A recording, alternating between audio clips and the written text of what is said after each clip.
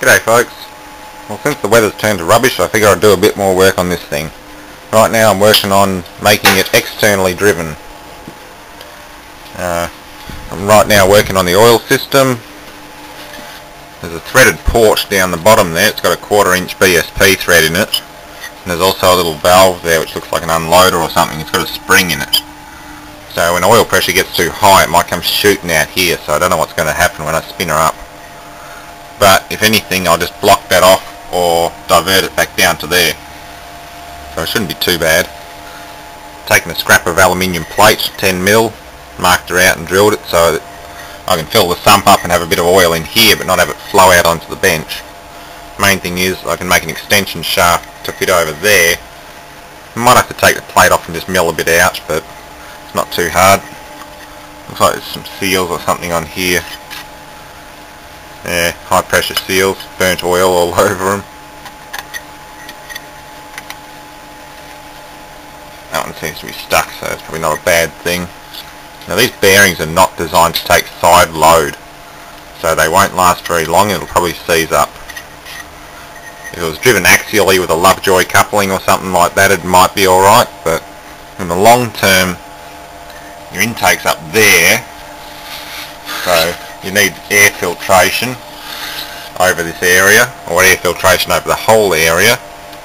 Plate it off maybe, put a bearing mount in here with an extension, make that the intake where the terminal block used to be, and put an air cleaner on it. But I know a lot of you are dying to see what's inside it, so if I take it apart and break these head gaskets and things, then it ain't going to work again. I'm not going to go out and buy new gaskets. Right now I'm just threading this for an oil filler. I'm going to fill it up with some old polyester oil and see how we go. I'll just dry it with the power drill for now. I've consumed a little bit of oil, but which is about half on the sight glass, which is right between the maximum and minimum. Not a bad thing. And that's the manufacturer's details. Star and double star. Never heard of double star before, but that's how it works. Alright, let's do a quick test run. I just want to see how the compressor responds to external power anyway, before I go making an adapter shaft and everything and belting it to a 3-phase motor. I'll probably end up using the 2 horsepower VFD to run 2 horsepower motor on it. Just run a big pulley on this end and a little pulley on the motor. Should be enough. Particularly, the only reason you really need huge amounts of horsepower is at high end and high pressures.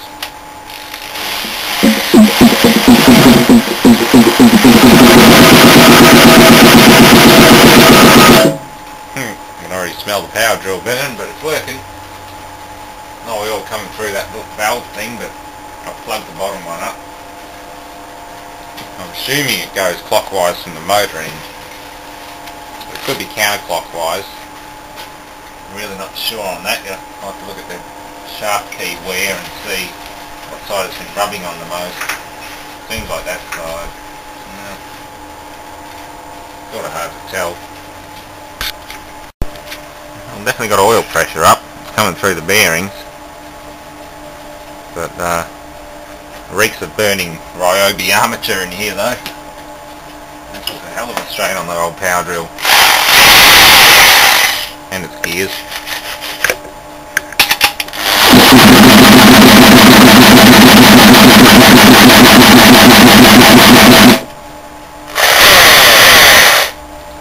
But it's working.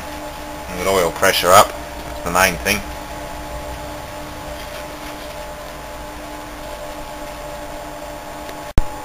Well, that should do just well.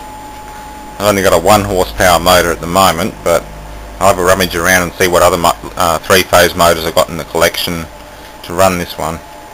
Even if I dismantle one of those multi-wing axial fans for now, because they have a 2 horsepower motor on them. The trick's getting one that can be wired for 220 volts as well as 415. The VFD only puts out 220 in 3 phases, so I've got to get one that can be wired for 220.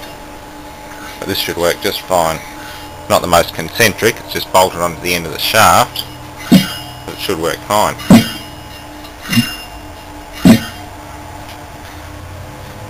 probably overkill on the diameter, but this thing probably chug along all day on this sort of pulley. Hell, I might not even dismantle the rest of the thing. I'll just make a end plate up. I'll machine an end plate from solid aluminium, mount a bearing on it which can take the side load of the shaft, a radial bearing instead of an axial bearing, and maybe even engine drive it. We'll see how it works out. So that's all for now, and thanks for watching.